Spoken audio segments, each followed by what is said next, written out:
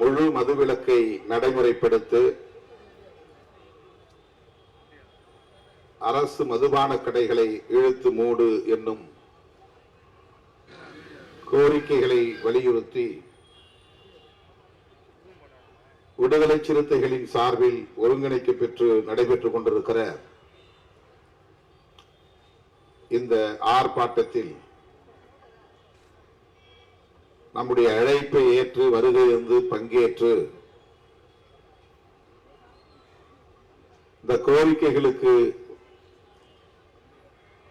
வலுவூட்டக்கூடிய வகையிலே உரையாற்றி அமர்ந்திருக்கிற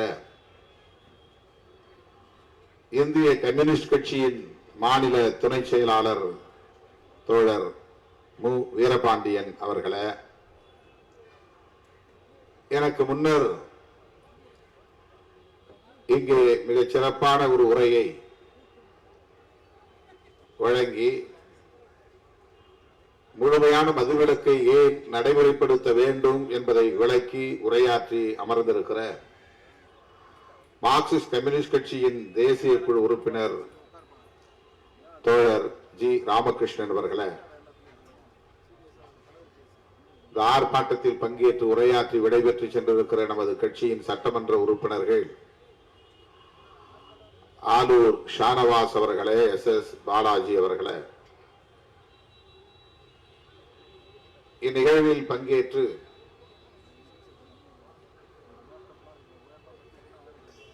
உரையாற்றி அமர்ந்திருக்கிற கட்சியின் துணை பொதுச் செயலாளர்கள் வன்னியரசு அவர்களே, ஆதவ் அர்ஜுன் அவர்களே மற்றும் நிகழ்வில் பங்கேற்று சிறப்பித்துக் கொண்டிருக்கிற மாநில பொறுப்பாளர்கள் கு.க. பாவலன் அவர்களே, பாலசிங்கம் அவர்களே, சேக்குவேரா அவர்களே, தகடூர் தமிழ்ச்செல்வன் அவர்களே, எழில் கரோலின் அவர்களே, தமிழினியன் அவர்களே, சூகா விடுதலை செழியன் அவர்களே, ஆதிமொழி அவர்களே, சங்கத்தமிழன் அவர்களே, அப்துல் ரஹ்மான் அவர்களே, சிபி சந்தர் அவர்களே மற்றும் கட்சியின் முன்னோடிகளே, இந்நிகழ்வை 2 நாள் இடைவெளியில் ஒருங்கிணைத்திருக்கிற வெற்றிகரமாக இதனை நடத்தி கொண்டிருக்கிற சென்னை மாவட்ட செயலாளர்கள் வேலுமணி, சாரநாத், சேத்துப்பட்டு இளங்கோ, சைதை ஜேக்கப், கரிகால் வளவன், வழக்குரைஞர் அப்புன், வழக்குரைஞர் இளையா, சி சவுந்தர், உஷாராணி, சா இளங்கோவன், தேவ ஞான முதல்வன், திருவள்ளூர் மாவட்ட செயலாளர்கள் தளபதி சுந்தர், அருண் கௌதம், நீலமேகம், ஆவடி யாதவன், காஞ்சிபுரம் மாவட்ட செயலாளர்கள் தீவா எழிலரசு, மேனகாதேவி கோமகன், மதி ஆதவன், செங்கல்பட்டு மாவட்ட செயலாளர்கள் தே தென்னவன், பொன்னிவளவன், காஞ்சி தமிழினி, கனல்விழி, சாமுவேல் எபினேசர், திருநீர்மலை தமிழரசன் ஆகிய தோழர்களே மற்றும் தமிழகம் தழுவிய அளவில் இந்த நிகழ்விலே வந்து பங்கேற்று சிறப்பித்துக் கொண்டிருக்கிற அனைத்து மாவட்ட செயலாளர்களே, மாவட்ட பொறுப்பாளர்களே, அழைக்கும் போதெல்லாம் ஓடோடி வந்து மாநாடாக இருந்தாலும் ஆர்ப்பாட்டமாக இருந்தாலும் பங்கேற்று விடுதலை சிறுத்தைகளின் சக்தி இதுவென ஒவ்வொரு நிகழ்விலும் நிரூபித்துக் கொண்டிருக்கிற என் உயிரின் உயிரான விடுதலை சிறுத்தைகளே,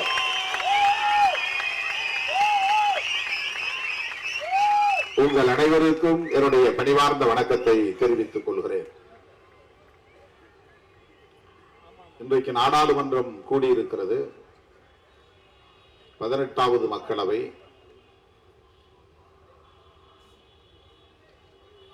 இன்றும் நாளையும் நாளை மறுநாளும் தொடர்ந்து 3 நாட்களுக்கு அனைத்து நாடாளுமன்ற உறுப்பினர்களும் உறுதிமொழி ஏற்று பதவியேற்கிற நிகழ்வுகள் ஒருங்கிணைக்கப்பட்டுள்ளன.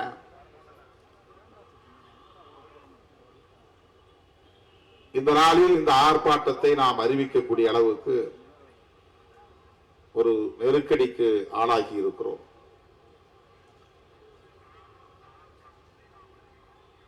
இருபதாம் தேதி நான் கள்ளக்குறிச்சிக்கு சென்றேன். அங்கு போய் மக்களை சந்தித்த பிறகு மக்களின் கோரிக்கையாக உணர்ந்து இந்த ஆர்ப்பாட்டத்தை அறிவிக்க நேர்ந்தது. 18ஆம் தேதி இந்த கொடும் துயரம் தொடர்பான தகவல்கள் ஊடகங்களில் வெளியானது. அரசல் புரசலாக இந்த செய்திகள் வந்து கொண்டிருந்தன. 19ஆம் தேதி தான் தீவிரமடைந்தது. எதிர்கட்சிகளை சார்ந்தவர்கள் எல்லாம் உடனே களத்துக்கு போய்விட்டார்கள். ஆளுங்கட்சியின் மீது விமர்சனம் செய்வதற்கு ஒரு அரிய வாய்ப்பு என்று கருதி உடனே களத்திற்கு போனார்கள். ஏற்கனவே ஒப்புக்கொண்ட நிகழ்ச்சிகள் மற்றும் தவிர்க்க முடியாத பல காரணங்களால் நான் 20ஆம் தேதி மாலைதான் அங்கே செல்ல முடிந்தது. தோழர்கள் இங்கே அதை குறிப்பிட்டார்கள். 20ஆம் தேதி நான் கருணாபுரத்திற்கு போய் நள்ளிரவு 1 மணி வரையில் பாதிக்கப்பட்ட குடும்பத்தினரை சந்தித்தேன். 12 குடும்பங்களைத்தான் சந்திக்க முடிந்தது. இரவு அங்கேயே தங்கிவிட்டு அடுத்த நாள் காலை தொடங்கி அதே போல 21ஆம் தேதி நள்ளிரவு வரையில் கள்ளக்குறிச்சியை சுற்றியுள்ள பாதிக்கப்பட்ட கிராமங்களுக்கெல்லாம் சென்று பாதிக்கப்பட்ட மக்களை எல்லாம் சந்தித்து ஆறுதல் சொல்லிவிட்டு சென்னைக்கு திரும்பினேன். ஏறத்தாழ 57 குடும்பங்களை சந்தித்தோம். பாதிக்கப்பட்டவர்கள் அனைவரும் தலித்துகள், ஆதி திராவிடர்கள் என்று சொல்லப்படுகிறது. பாதிக்கப்பட்டவர்கள் அனைவரும் எளிய மக்கள், உழைக்கும் தொழிலாளர்கள் என்றுதான் புரிந்து கொள்ள வேண்டும். காட்டுநாயக்கர் சமூகத்தை சார்ந்த 12 குடும்பத்தினர் உயிர் பலி ஆகியிருக்கிறார்கள். வன்னியர் சமூகத்தை சார்ந்தவர்கள் 10க்கும் மேற்பட்டவர்கள் பலியாகி இருக்கிறார்கள். 15. மாதவச்சேரின்னு ஒரு கிராமம் கள்ளக்குறிச்சியிலிருந்து 30 கிலோமீட்டருக்கு அப்பால் இருக்கிறது. அந்த ஊருக்கு செல்லுகிற வழியிலே தேவபாண்டலம், அந்த ஊரில் ஒருவர் இறந்து போனார். அவர் ஒரு இஸ்லாமிய சகோதரர், அன்வர் பாஷா என்று ஒரு எளிய குடும்பத்தை சார்ந்தவர். அதற்கு அடுத்த கிராமம் சேஷ சமுத்திரம் என்ற ஒரு கிராமம். அங்கே 2 பேர் இறந்து விட்டார்கள். ஒரு குடும்பம் தான் அங்கே இருக்கிறது, இன்னொரு குடும்பம் யாருமே இல்லை, இறந்து போனார்கள். உறவினர்கள் வந்தார்கள், அடக்கம் செய்துவிட்டு போய்விட்டார்கள். அந்த ஊரில் யாரும் இல்லை. அந்த 2 பேருமே வன்னியர் சமூகத்தை சார்ந்தவர்கள். அந்த குடும்பத்தை, ஒரு குடும்பத்தை மட்டும் சந்தித்து ஆறுதல் சொல்லிவிட்டு திரும்பினோம். மாதவச்சேரி என்கிற கிராமத்தில் 6 பேர் உயிரிழந்திருக்கிறார்கள். 6 பேரும் வன்னிய சமூகத்தை சார்ந்த ஏழை மக்கள். 6 பேரும். அதிலே முதலில் இறந்தவர் பெயர் ஜெயமுருகன். அவர் இந்த நச்சு சாராயத்தை அருந்தியதால் இறந்தார் என்று தெரிவதற்கு முன்பே வழக்கமாக இவர் குடிக்கிறவர், ஏதோ காரணத்தால் இறந்து போனார் என்று அடக்கம் செய்து விட்டார்கள். அவருக்கு அந்த 10 லட்சம் ரூபாய் இழப்பீடே கிடைக்குமா என்ற ஒரு கேள்விக்குறி. ஏனென்றால் அது பற்றிய தகவல்கள் வெளிவருவதற்கு முன்பே அவர் அடக்கம் செய்யப்பட்டு விட்ட காரணத்தினால் அந்த வழக்கு நச்சு சாராயத்தால் பலியானவர் என்கிற வழக்காக பதிவாகவில்லை, போஸ்ட்மார்ட்டம் செய்யப்படவில்லை, பிணக்கூர் ஆய்வு செய்யப்படவில்லை. அதே போல அந்த ஊரிலே இன்னொருவர் இளையராஜா, அவருடைய உடலும் அப்படித்தான். இன்னொருவர் நாராயணசாமி, அவரும் அப்படித்தான். இன்னொருவர் கண்ணன், அவருடைய உடல் 2-3 நாட்கள் மருத்துவமனையிலே இருந்து போஸ்ட்மார்ட்டம் செய்து அடக்கம் செய்திருக்கிறார்கள். ஆனால் அதுவும் அந்த வழக்கு பட்டியலில் இடம்பெறவில்லை. ஆக அந்த குடும்பத்தினருக்கெல்லாம் இந்த 10 லட்சம் ரூபாய் கிடைக்குமா என்ற கேள்வி. இந்த 6 குடும்பத்தினரையும் நான் அவர்களின் இல்லம் தேடி போய் சந்தித்து ஆறுதல் சொல்லிவிட்டு வந்தேன். அதன் பிறகு மறுபடியும் கள்ளக்குறிச்சிக்கு வந்து கோட்டைமேடு பகுதியிலே பாதிக்கப்பட்டவர்கள் 2 பேர் ஒரு குடும்பம் நாடார் குடும்பம், தகவலுக்காக சொல்லுகிறேன். இன்னொரு குடும்பம் அந்நியர் குடும்பம். ஏழை எளிய குடும்பத்தை சார்ந்த உழைக்கும் தொழிலாளர்கள், மூட்டை தூக்கும் தொழிலாளர்கள், அன்றாடம் கூலி வேலைக்கு செல்லக்கூடிய எளிய மக்கள் அவர்கள். அதன் பிறகு மாமந்தூரை முடித்துக் கொண்டு கரியப்பா நகரை முடித்துக் கொண்டு பொறுப்பனாக்குறிச்சி என்ற ஊரிலே போய் அன்றைக்கு இரவு முடிக்கிறோம். 21ஆம் தேதி காலை 10 மணிக்கு நான் கருணாபுரத்து ஆதிதிராவிடர் தெருவுக்குள்ளே நுழைந்தேன். 3:30 மணிக்குத்தான் வெளியே வந்தேன். அவ்வளவு வீடுகளிலும் போய் பாதிக்கப்பட்டவர்களை சந்தித்து ஒவ்வொருவரிடத்திலும் அமர்ந்து என்ன நடந்தது என்று கேட்டு அவர்களை ஆற்றுப்படுத்தி விட்டு வந்தேன். கருணாபுரத்தில் நுழைந்தவுடனேயே முதல் வீடு சுப்பிரமணியன் வீடு. சுப்பிரமணியன் யார் என்றால் அவர் ஒரு உடையார் சமூகத்தை சார்ந்தவர். எளிய குடும்பங்களை சார்ந்த பெண்மணிகள் சூழ்ந்து கொண்டு அவர்கள் முன்வைத்த கோரிக்கை, முதலில் என்னை சந்தித்தவுடன் கைகளை கூப்பி கும்பிட்டு, ஐயா சாமி, நீங்கள் இந்த நாட்டுக்கே நல்லது செய்ய வேண்டும் என்றால் சாராய கடைகளை மூடுங்கள். இதுதான் கோரிக்கை, இதுதான் மக்கள் கோரிக்கை. கள்ளச்சாராயத்தை ஒழியுங்கள் என்பது மக்கள் கோரிக்கை அல்ல. சாராய கடைகளை மூடுங்கள் என்பதுதான் மக்கள் கோரிக்கை. அதனால்தான் சிறுத்தைகளின் போராட்டம் இங்கே அறிவிக்கப்பட்டது. அதை மறந்துவிடக் கூடாது. அந்த முதல் வீடு, கருணாபுரத்திற்குள்ளே நுழைகிற முதல் வீடு சுப்பிரமணியன். அவரும் ஒரு மூட்டை தூக்கும் தொழிலாளி தான். நூர் பாஷா என்று ஒரு மாற்றுத்திறனாளி,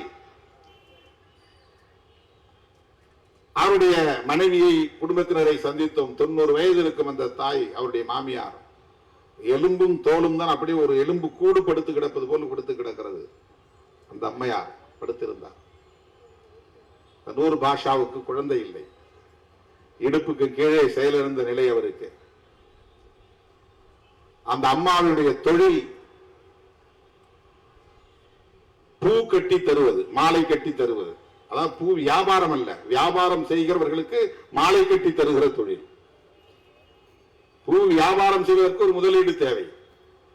அது கூட இல்லாத நிலையில் பூ வியாபாரம் செய்கிறவர்களுக்கு மல்லிப்பூவாக இருந்தாலும் சாமந்தி பூவாக இருந்தாலும் அல்லது பல பூக்களை இணைக்கிற மாலையாக இருந்தாலும் அந்த மாலைகளை எல்லாம் கட்டி தந்தால் அதற்கு ஒரு கூலி. அதுதான் அந்த குடும்பத்திற்கான வருமானம். அவர் மாற்றுத்திறனாளி என்று பதிவு செய்திருப்பதனால் மாதம் 1500 ரூபாய் அவருக்கு அரசு உதவி கிடைக்கிறது.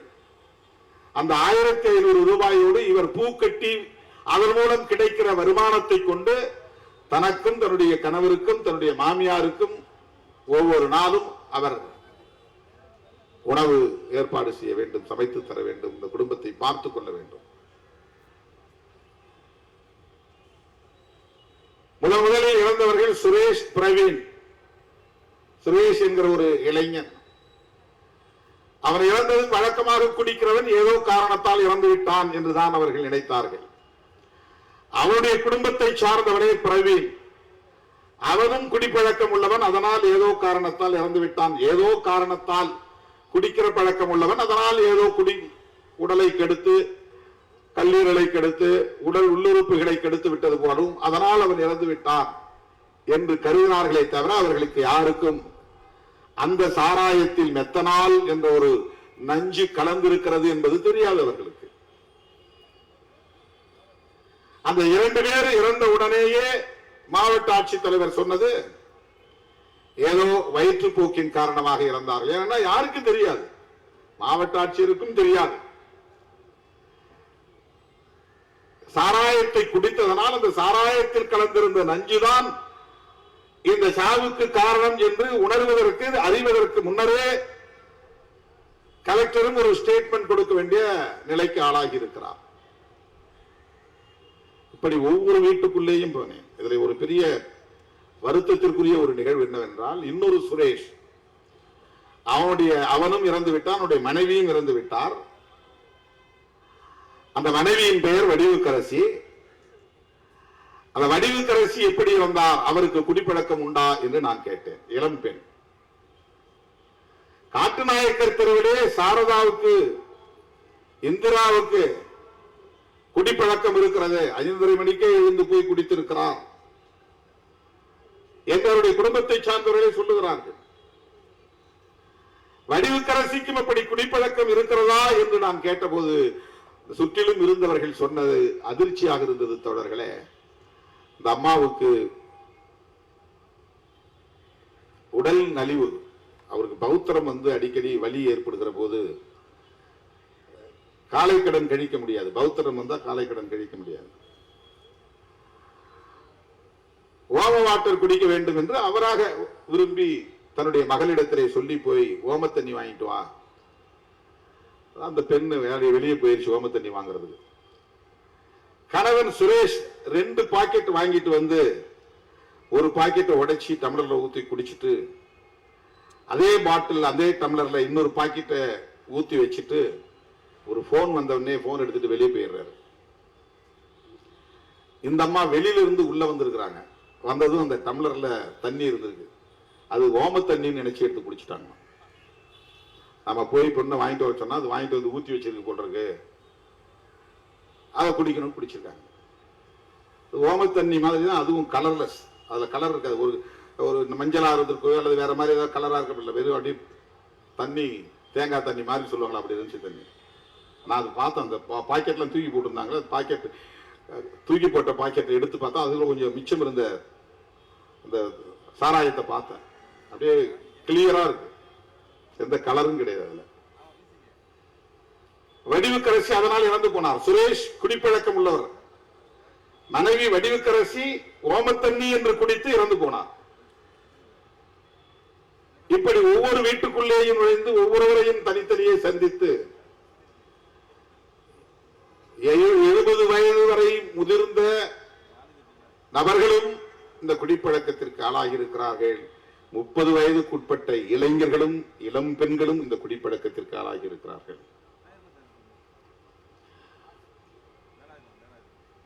தெரு தெருவாக நடந்து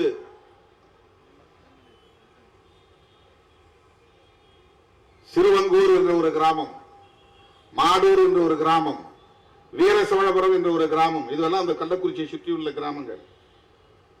இந்த கிராமங்களில் எல்லாம் போய் பார்த்தேன், ஒவ்வொரு குடும்பத்தினரையும் பார்த்தேன்.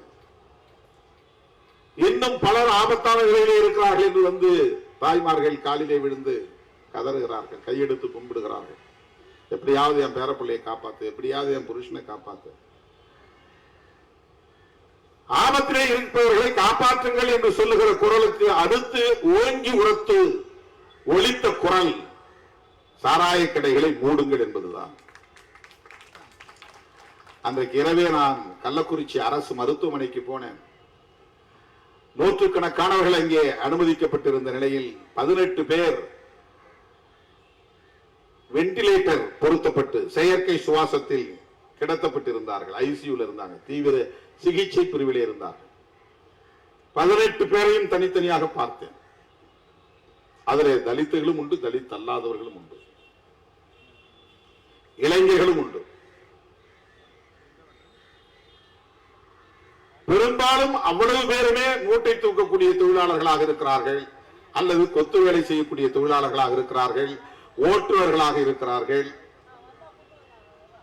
எலக்ட்ரிஷியன் தொழிலை செய்யக்கூடியவர்களாக இருக்கிறார்கள், பிளம்பிங் குடிநீர் பைப்புகளை சரி செய்கிற வேலையை செய்யக்கூடியவர்களாக இருக்கிறார்கள். ஒரு நாளைக்கு 200 ரூபாயிலிருந்து 600 ரூபாய் வரையில் சம்பாதிக்கக்கூடிய வேலைகள். ஏன் இப்படி இவர்கள் குடிக்கிறார்கள் என்று கேட்பதற்கு அவர்கள் சொன்ன காரணம், 60 ரூபாய்க்கு இது கிடைக்குது, ஒரு பாக்கெட் 60 ரூபாய். எவ்வளவு ஒரு பாக்கெட், எவ்வளவு அளவு இருக்கும், 200 மில்லி இருக்கும். வாங்கிட்டு வந்து வீட்டில் வச்சுட்டு சாயந்தரம் குடிக்கிறவங்க இருக்கிறாங்க, இரவு குடிக்கிறவங்க இருக்கிறாங்க, அடுத்த நாள் குடிக்கிறவங்க இருக்கிறாங்க. எத்தனை மணிக்கு இந்த வியாபாரம் தொடங்குகிறது? அதிகாலை 4:30 மணிக்கு தொடங்குகிறது. இந்த வியாபாரம் அதிகாலை 4:30 மணிக்கு பிரம்ம முகூர்த்தத்திலே தொடங்குகிறது. 5 மணிக்கு எப்படி போய் குடிக்கிறாங்க? எழுந்து முகம் கழுவணும், தண்ணி எடுத்து வாய் கொப்பளிக்கணும், அப்புறம் ஒரு டம்ளர் தண்ணி குடிக்கணும். இதுதான் வழக்கமா நாம செய்யக்கூடிய வேலை. ஆனால் அவர்கள் எழுந்து வாய் கொப்பளிப்பதே சாராயத்தில் தான் கொப்பளிக்கிறார்கள். அப்படி மூளையை கடிச்சு வாயில கொப்பிடிச்சு ஊத்திட்டு மிச்சத்தை குடிச்சிடறது. சாராயம்னு கேட்கறதுல மூளை கடிச்சா இருக்கா அப்படின்னு தான் கேட்கறாங்க. மூளை கடிச்சா கிடைக்குமா? மூளை கடிச்சான்னா அந்த பாக்கெட்ல ரெண்டு பக்கம் மூளை இருக்கு இல்லையா, மேல பிடிச்சு கட்டிடுறாங்க. இந்த பக்கம் ஒரு கார்னர், இந்த பக்கம் ஒரு கார்னர். ஏதாவது ஒரு மூளையை கடிச்சிட்டு அப்படியே குடிச்சிடுறது சார், அவ்வளவுதான். மிச்சம் இருந்தா கூட தூக்கி போட்டு போயிருது. இதெல்லாம் அந்த 2 நாள் நான் களத்திலே நின்று மக்களை சந்தித்த போது கிடைத்த தகவல்கள். யார் விற்பனை செய்தவன்? கண்ணுக்குட்டி. அவன் பேர் கோவிந்தராஜ். அவனுக்கு பட்ட பெயர் கண்ணுக்குட்டி. அவன் பேட்டி கொடுத்திருக்கிறான். 25 வருஷமா நான் வியாபாரம் பண்றேன், ஆனா நான் சாராயம் குடிச்சது இல்லைன்னு இருக்கான். அவன் எவ்வளவு பெரிய ஆள் பாருங்க, அவன் எவ்வளவு பெரிய கெட்டிக்காரன் பாருங்க. 25 வருஷமா அந்த தொழில் செய்யறான்னா 25 வருஷமாவா தமிழ்நாடு முதலமைச்சர் தளபதி ஸ்டாலின் முதலமைச்சரா இருக்கிறாரு? 25 வருஷமா அந்த வியாபாரம் நடக்குது அங்க. 25 வருஷமாவா தொடர்ந்து திமுக ஆட்சியில் இருக்கு? அதல்ல. அதுக்கு பிறகு ஒரு தகவல் கிடைக்குது. என்ன தகவல் கிடைக்குதுன்னா, மாதவச்சேரிக்கு போன பிறகு ஒரு தகவல் கிடைக்குது. மாதவச்சேரியில இறந்து போனவங்க எல்லாம் கருணாபுரம் போய் குடிச்சிட்டு வந்தாங்களான்னு நான் கேட்டேன். இல்ல சார், இங்கே விற்கிறாங்க சார், இப்ப சுடுகாட்டுல வித்துக்கிட்டு இருக்குது, இப்ப வித்துக்கிட்டு இருக்குது. இங்க யாரு கொண்டாந்து விற்கிறாங்க? இங்க ஒரு சின்னதுரைன்னு ஒரு ஆள் இருக்கிறான். அவன் யார்? சேஷசமுத்திரம். அவனை போலீஸ் கைது பண்ணிட்டாங்க. அவன் தலிதா? இல்லை, அவன் வன்னியர் சமுதாயத்தை சேர்ந்தவன் தான். அவன் தான் இங்க முக்கியமான சப்ளையரு. அவன்கிட்ட இருந்து தான் கண்ணுக்குட்டி வாங்கிட்டு போறான். சின்னதுரையிட்ட போய் கண்ணுக்குட்டி வாங்கிட்டு கருணாபுரத்தில் விற்கிறான். மாதவச்சேரியிலேயே கிடைக்கிறது. அந்நிய சமுதாயத்தை சார்ந்த மக்கள் பெரும்பான்மையாக வசிக்கக்கூடிய அந்த கிராமத்தில் பட்டப்பகலில் விற்பனையாகிறது. பல கிராமங்களை சார்ந்தவர்கள் அங்கே வாங்கி கொண்டு போகிறார்கள். ரீட்டைல் சேல்ஸ் வேற, மொத்தமா வாங்கிட்டு போய் அங்க தனியா சில்லறை விற்பனை. அவன் இப்ப கண்ணுக்குட்டின்னா அது 60 ரூபாய்க்கு வாங்கிட்டு வந்திருக்க மாட்டான். சின்னதுரைட்ட வாங்கும் போது அவன் 50 ரூபாய்க்கு 55 ரூபாய்க்கு வாங்கிருப்பான் ஒரு பாக்கெட். இவன் இங்க 60 ரூபாய்க்கு விற்கிறான். இப்ப சின்னதுரைக்கு யார் கொடுத்தாங்கிறதா முக்கியமானது. அவனே அதை தயாரிச்சானா? அப்ப அவன் இந்த சாராயத்துல மெத்தனால் கலந்திருக்கானா? அந்த மெத்தனால் எங்கிருந்து வந்துச்சு? மெத்தனால் எல்லாராலையும் வாங்க முடியாது. முக்கியமான கெமிக்கல்ஸ் எல்லாம் ட்ரக்ஸ், இந்த மருந்து, இதெல்லாம் எல்லாராலையும் வாங்க முடியாது. அதுக்கு நிறைய கெடுபிடி இருக்கு. சட்டங்கள், நிறைய கெடுபிடியான சட்டங்கள் இருக்கு. எல்லாராலையும் வாங்க முடியாது. சில முக்கியமான மருந்தெல்லாம் மெடிக்கல்ல போனா உங்களுக்கு கொடுக்க மாட்டாங்க. ஆல்கஹால் மிக்ஸ்டு மெடிசின்ஸ் நிறைய இருக்கு. இன்ஜெக்ஷன் மெடிக்கல் பர்பஸ் போற இன்ஜெக்ஷனே ட்ரக்ஸ் தான். அதுக்கு நிறைய பேர் அடிக்ட் ஆகிறவங்களா இருக்கான். பெத்தடின்னு ஒரு ஊசி இருக்குது. அது நீ போய் கேட்டா மெடிக்கல்ல கொடுக்க மாட்டாங்க. அனஸ்டாட்டிக்ஸ், இந்த மயக்க மருந்து ஊசி, மயக்க ஊசி போடுற மருத்துவர்கள்லாம் இருக்காங்க இல்லையா, அவங்க பயன்படுத்துற அந்த இன்ஜெக்ஷன்லாம் நீங்க யாரும் கேட்டு வாங்க முடியாது. கரெக்டா முதுகு தண்டுல போடுவாங்க. உனக்கு மயக்கம் வந்துடும். 3 மணி நேரமோ 6 மணி நேரமோ உனக்கு ஆபரேஷன் பண்றதால நீ மயக்க நிலையில இருப்ப. உனக்கு என்ன நடந்தாலும் தெரியாது. அந்த மாதிரி மருந்தை நாம போய் பிரெஸ்கிரிப்ஷன் வாங்கிட்டு போய் கூட வாங்க முடியாது. பிரெஸ்கிரிப்ஷன் கொடுக்க மாட்டாங்க, டாக்டர்ஸ் எழுதி கொடுக்க மாட்டாங்க. மெத்தனால் என்கிற அந்த நச்சு பொருள் அது ஆல்கஹால் தான். மீத்தைல் ஆல்கஹால் அப்படிங்கிறது தான் மெத்தனால் அப்படின்னு அழைக்கப்படுகிறது. எத்தில் ஆல்கஹால் அப்படிங்கிறது தான் எத்தனால் என்று அழைக்கப்படுகிறது. ஆல்கஹால் அப்படின்னா நாம தமிழ்ல சாராயம் சொல்றோம். சாராயம் சொல்றோம். 100% எத்தைல் ஆல்கஹால் தான் அது எரி சாராயம், ரெக்டிஃபைட் ஸ்பிரிட் அப்படின்னு சொல்லுவாங்க ஆங்கிலத்தில், RS. அது பவுடராகவும் இருக்கும், லிக்விடாகவும் கிடைக்கும். டேங்கரா போய்கிட்டு இருக்கும். பார்மாசூட்டிக்கல் கம்பெனி, மருந்து தயாரிக்கக்கூடிய கம்பெனிகளில் அது அதிகம் பயன்படுத்தப்படும். மது தயாரிக்கப்படுகிற கம்பெனிகளுக்கு அது பயன்படுத்தப்படும்.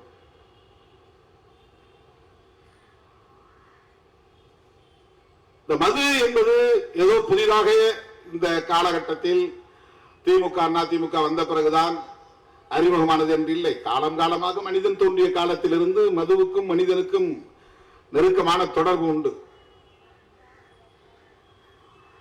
அதனால்தான் 2000 ஆண்டுகளுக்கு முன்னாலேயே வள்ளுவன், ஐயன் திருவள்ளுவன் மதுவுக்கு எதிராக ஒரு அதிகாரத்தை வைத்திருக்கிறான். கல்லுண்ணாமை. கல் அப்படிங்கிறது வேற மொழியில மது, தமிழ்ல கல்லு. அது பனங்கல்லு தென்னங்கல்லு மட்டும் இல்ல, கல் என்றாலே போதை தரக்கூடிய ஒரு பொருள் என்று பொருள். கல்லுன்னா வெறும் கல்லு மட்டும் குறிக்கிறது அல்ல, கல்லு என்பது மதுவின் இன்னொரு பெயர். அது கல்லுண்ணாமை என்பது மது அருந்தாமை.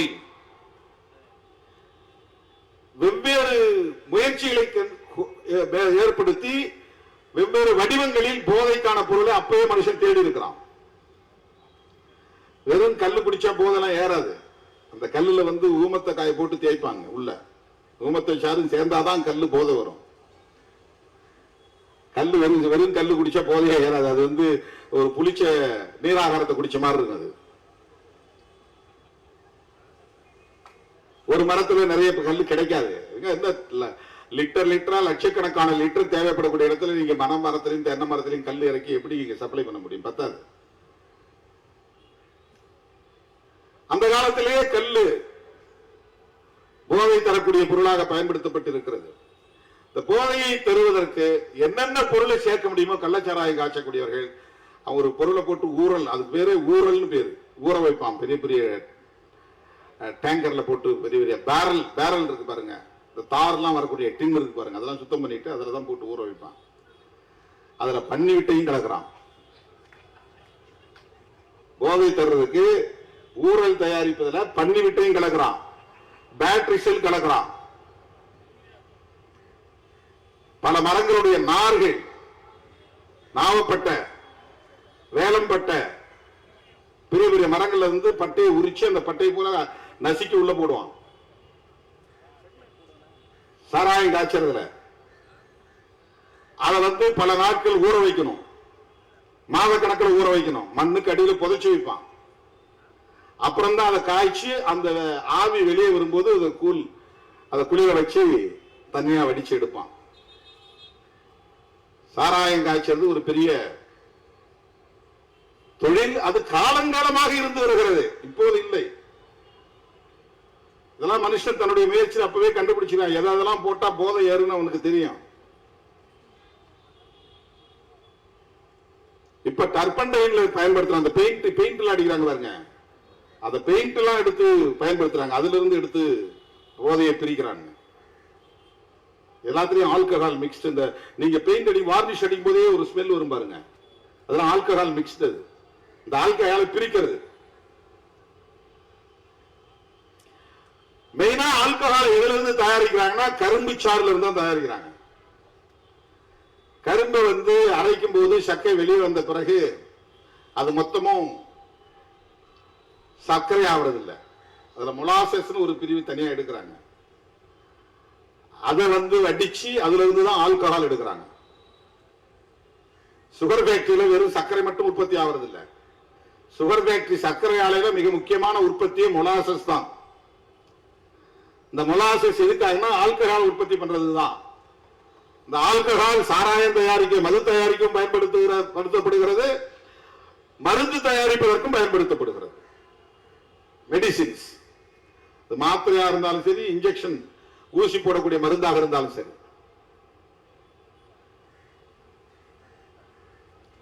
ஆகவே மனிதன் பிறந்த காலத்திலிருந்து மதுவோடு நெருக்கமாக இருந்திருக்கிறான், மதுவை உண்டிருக்கிறான், அவனே அதை உற்பத்தி செய்திருக்கிறான்.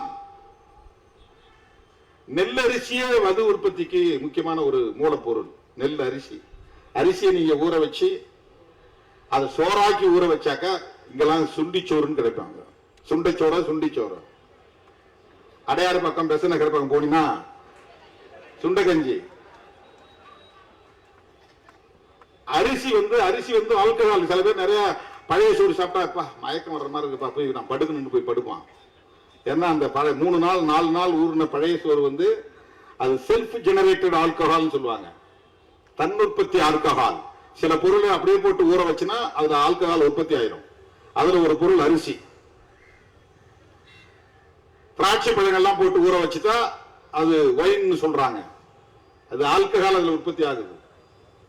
நெடுநாள் ஊர்ன திராட்சை சாறு வந்து ஆல்கஹாலா அப்படியே புளிச்ச வாசம் அடிக்கும். அப்படி திறந்தனே அனுப்பி நீங்க பழச்சாறு வாங்கி 3 நாள் கழிச்சு ஓபன் பண்ணி பாருங்க.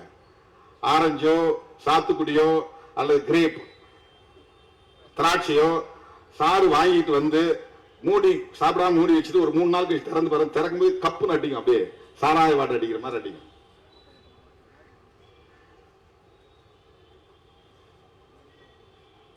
ஆல்கஹால் தான். ஆகவே இந்த மது என்பது மனிதன் பிறந்த காலத்திலிருந்து மனிதன் இதை கண்டுபிடித்து அதை பல்வேறு வடிவங்களில் உற்பத்தி செய்திருக்கிறான், குடித்திருக்கிறான், தொடர்ந்து குடித்து வருகிறான்.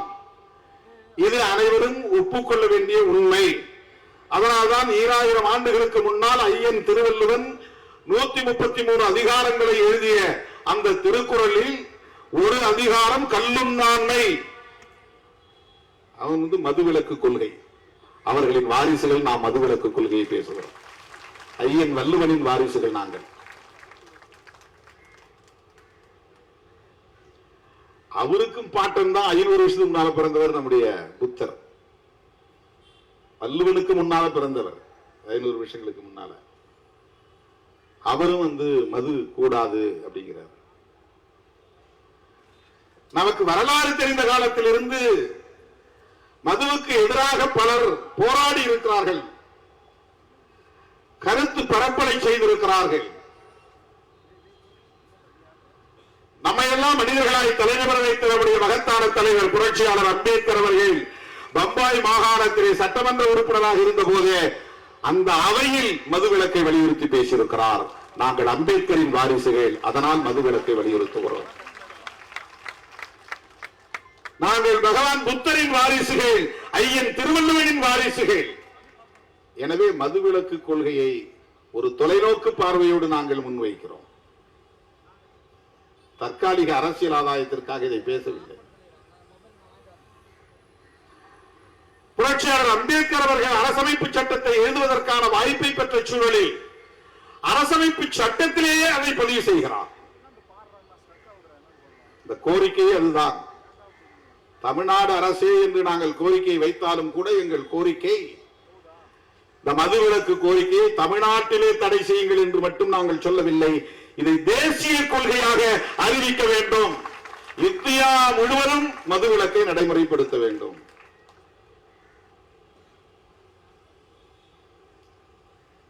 காலம் காலமாக இது பேசப்பட்டு வந்திருக்கிறது, விவாதிக்கப்பட்டு வந்திருக்கிறது. அரசமைப்பு சட்டத்தை விவாதிக்கிற போது, அரங்கேற்றுகிற போது நடந்த விவாதங்களில் கருத்து பகிரப்பட்டு இருக்கிறது. டைரக்டிவ் பிரின்சிபல்ஸ் என்று ஒரு பகுதி இருக்கிறது, வழிகாட்டும் நெறிமுறைகள். மாநில அரசுகளுக்கு வழிகாட்டக்கூடியது, இந்திய ஒன்றிய அரசுக்கு வழிகாட்டக்கூடியது. ஆர்டிகிள் 47 47 அதுல என்ன சொல்லுகிறது, என்ன சொல்லி இருக்கிறார்கள் என்றால், என்ன சொல்லி இருக்கிறார் புரட்சியாளர் அம்பேத்கர் அவர்கள் என்றால், ஏன்னா அவர் வகுத்தளித்த வரையறுத்த சட்டம் தான் அரசமைப்பு சட்டம். இன்றைக்கு அந்த சட்டத்தை ஏந்தி கொண்டுதான் ராகுல் காந்தி, சோனியா காந்தி, மல்லிகார்ஜுன் கார்கே, திராவிட முன்னேற்ற கழகம், விடுதலை சிறுத்தைகள் கட்சி என்று இந்தியா கூட்டணியை சார்ந்த அனைவரும் காந்தி சிலை நிறுவப்பட்டிருந்த இடத்திலிருந்து ஊர்வலமாக சட்டத்தை கையில் ஏந்தி கொண்டு நாடாளுமன்றத்திற்குள்ளே நுழைந்தோம். 10 ஆண்டுகளுக்கு முன்பு விடுதலை சிறுத்தைகள் எழுப்பிய முழக்கம் இன்றைக்கு நாடு தழுவிய அளவிலே நடைமுறைக்கு வந்திருக்கிறது. அரசமைப்பு சட்டத்தை பாதுகாப்போம். நரேந்திர மோடி பிரதமர் வேட்பாளராக அறிவிக்கப்பட்ட நாளில் இருந்து அரசமைப்பு சட்டத்திற்கு ஆபத்து என்று அடிவயிறு வலிக்க வலிக்க கத்தி கத்தி பேசி வருகிற இயக்கம் விடுதலை சிறுத்தைகள் கட்சி.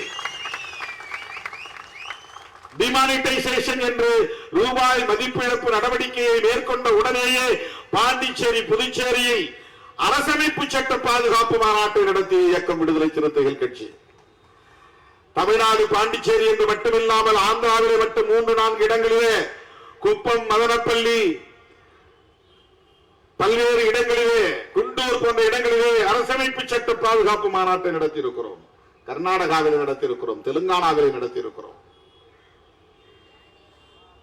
10 ஆண்டுகளாக தொடர்ந்து இந்த அரசமைப்பு சட்டத்திற்கு ஆபத்தை எடுத்துரைத்தோம். இன்றைக்கு இந்தியா கூட்டணியே அரசமைப்பு சட்டத்தை கையில் ஏந்தி செல்லக்கூடிய ஒரு நிலை உருவாகி இருக்கிறது. பிரதமர் மோடி இன்றைக்கு பதவியேற்ற போது அந்த அவையிலே அவ்வளவு பேரும் எதிர்கட்சிகளை சார்ந்த அத்தனை பேரும் அரசமைப்பு சட்டத்தை உயர்த்தி பிடித்தோம். அந்த அரசமைப்பு சட்டத்தை வகுத்தளித்தவர் புரட்சியாளர் அம்பேத்கர் அவர்கள். ஆகவே நடந்து முடிந்த தேர்தல் புரட்சியாளர் அம்பேத்கரின் கொள்கைகளுக்கும் அவருடைய எதிரிகளுக்கும் இடையே நடந்த யுத்தம் தான். தோழர்களே, அந்த அரசமைப்பு சட்டத்தின் டைரக்டிவ் பிரின்சிபிள்ஸ் என்கிற அந்த பகுதியிலே ஆர்டிகல் 47 என்கிற 47வது பிரிவு மதுவிலக்கை படிப்படியாக இந்திய ஒன்றிய அரசும் மாநில அரசுகளும் இணைந்து நடைமுறைப்படுத்த வேண்டும், சட்டம் இயற்ற வேண்டும், அதை பின்பற்ற வேண்டும். இதை சேர்த்தவர் புரட்சியாளர் அம்பேத்கர் அவர்கள். அப்போதே பலர் எழுந்து எதிர்ப்பு தெரிவித்திருக்கிறார்கள். இதெல்லாம் தனி மனித உரிமையிலே தலையிடுவது, அவன் விரும்புறவன் குடிக்கிறாங்க, நீ ஏன் அரசாங்கம் சட்டம் போடுற? அன்னைக்கே எதிர்த்து ஒருத்தன் பேசியிருக்கிறான். எளிய மக்கள் எக்கேடு கெட்டால் என்ன என்று எண்ணக்கூடியவர்கள் எல்லா காலத்திலும் இருப்பார்கள். இன்னொரு ஆள் எழுச்சி பேசியிருக்கிறாரு, பழங்குடி மக்களால் குடிக்காகவே இருக்க முடியாது, இது பழங்குடி மக்களுக்கு எதிரான செயல், அதனால நீ மதுவிலக்கு கொள்கையெல்லாம் கூடாது.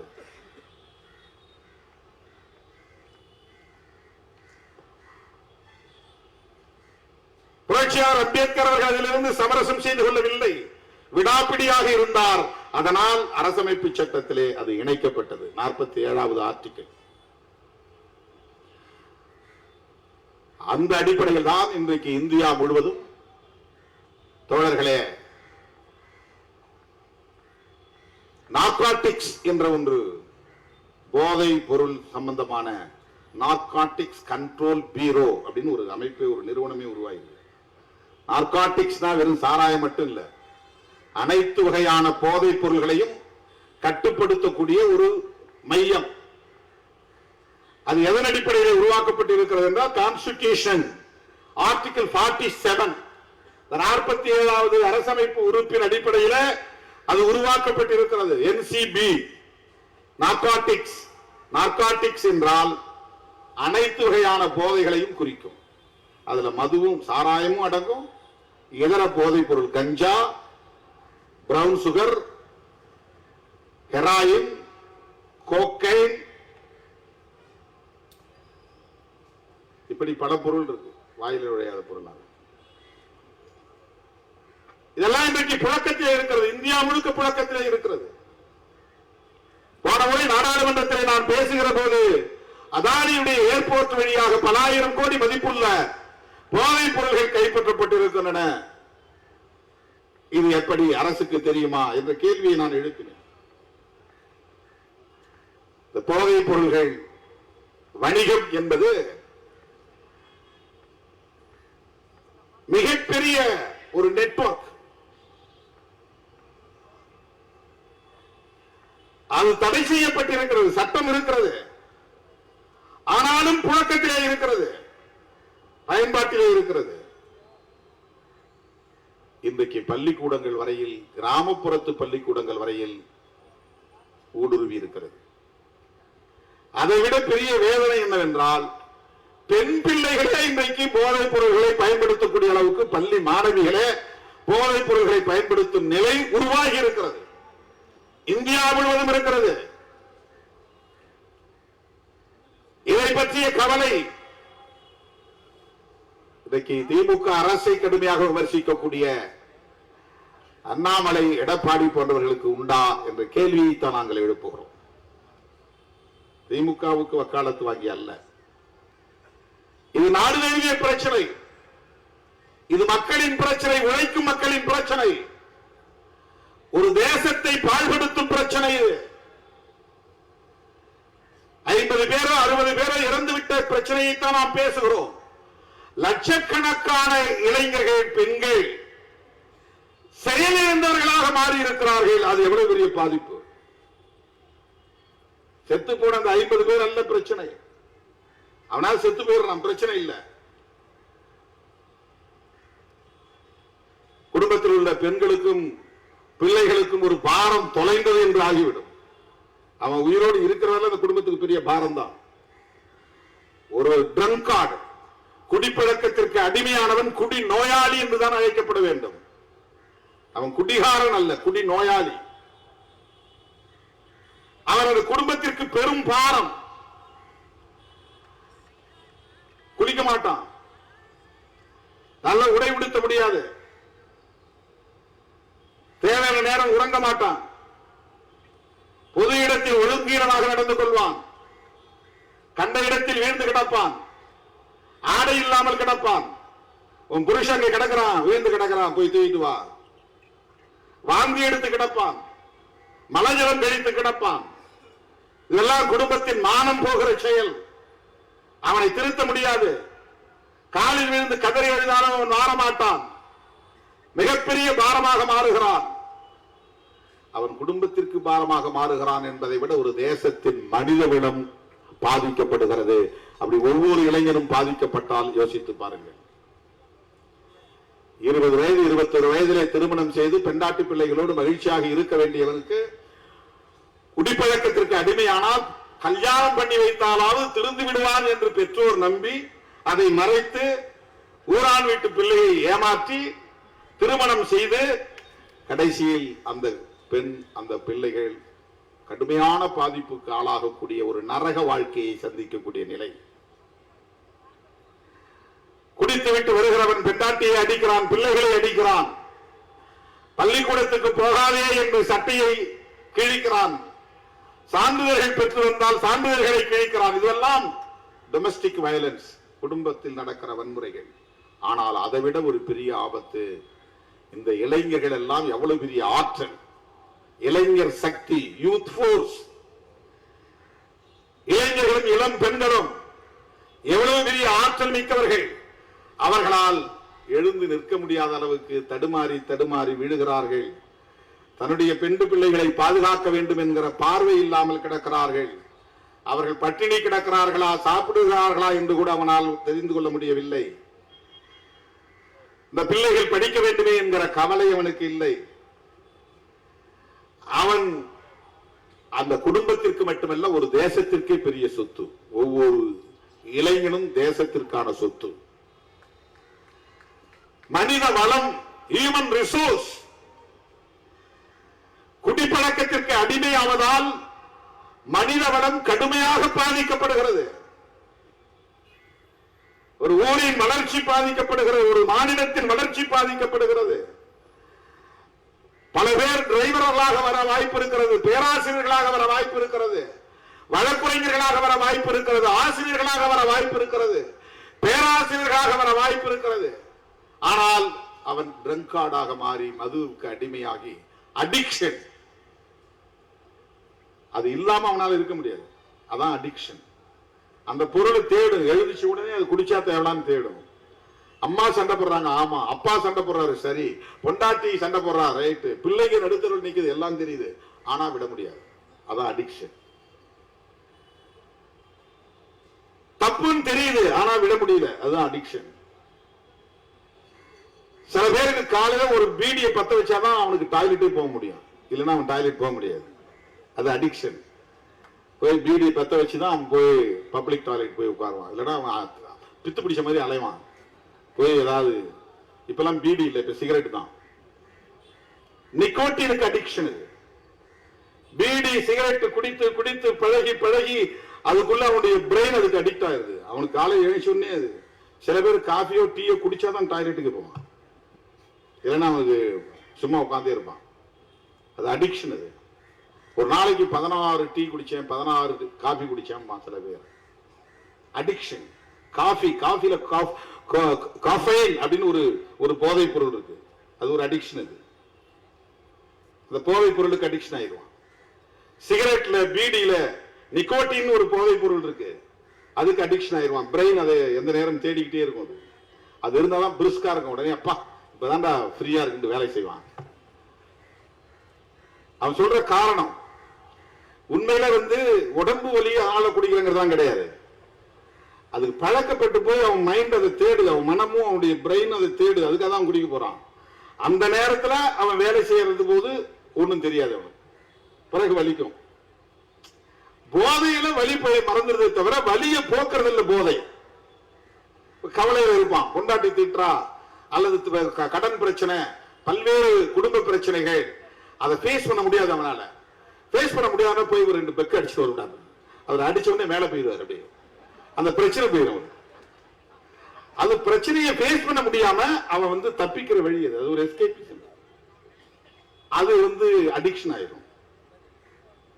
இந்த பிரச்சனையை ஃபேஸ் பண்றதுக்கு அந்த செல்ஃப் கான்பிடன்ஸ், தன்னம்பிக்கை இழந்துவான். அவன் தன்னம்பிக்கை இழந்தான்னா அவன் எவ்வளவு பெரிய ஆஜானுபாகுவான ஆளா இருந்தாலும் அவன் வேஸ்ட். கல்லுண்ணாமைங்கிற அதிகாரத்துல ஐயன் திருவள்ளுவர் எழுதுற முதல் குறள் என்னன்னா, நீ எவ்வளவு பெரிய பணக்காரனா இருந்தாலும், எவ்வளவு பெரிய அதிகாரம் உள்ளவனா இருந்தாலும், எவ்வளவு பெரிய பதவியில நீ இருந்தாலும், நீ குடிகாரனா இருந்தால் உன் எதிரி உன்னை கண்டு அஞ்ச மாட்டான். அதான் முதல் குறளே. உன்னுடைய எதிரி உன்னை கண்டு அஞ்ச மாட்டான். நீ குடிகாரன்னா, உனக்கு போதை பழக்கம் இருக்கு, நீ குடிகாரனா இருக்கிறன்னு சொன்னா உன்னை கண்டு உன் பகை அஞ்சாது. பகைவன் பயப்பட மாட்டான். உட்கட்படார் என்று அந்த குறள் தொடங்குகிறது. உட்கட்படார் என்றால் உன்னை கண்டு அஞ்ச மாட்டார்கள், பயப்பட மாட்டார்கள் உன் எதிரிகள். நீ குடிகாரன் என்று தெரிந்தால், குடிப்பழக்கம் உள்ளவன் என்று தெரிந்தால், குடிப்பழக்கம் உள்ளவன் என்று தெரிந்தால் பெண்டாட்டியை மதிக்க மாட்டாள். அதுதான் முக்கியமான செய்தி. பகைவன் அஞ்ச மாட்டான் என்பது அப்புறம் இருக்கட்டும். வேஸ்ட்ல ஒரு முடிவுக்கு வந்துருவாங்க. அப்புறம் எங்க நீ வந்து பொது இடத்துல நின்று வேலை செய்ய முடியும்? உனக்கு எங்க அந்த ஒரு வில் பவர் வரும்? முடிஞ்சு. மனிதவள இழப்பு என்பது அதுதான். உன்னால எந்த வேலையும் திட்டமிட்டு செய்ய முடியாது, ஆக்கப்பூர்வமான வேலைகளில் ஈடுபட முடியாது, சம்பாதிக்க முடியாது, குடும்பத்திற்கு தேவையான பொருள்களை வாங்க முடியாது, பிள்ளைகளை படிக்க வைக்க வேண்டும் என்று திட்டமிட முடியாது, வீடு கட்ட வேண்டும் என்ற எண்ணம் இருக்காது, கார் வாங்க வேண்டும் என்கிற எண்ணம் இருக்காது, பொருளாதாரத்தில் மேம்பட வேண்டும் என்கிற ஊக்கம் இருக்காது. ஊக்கம் இழந்து போகும்.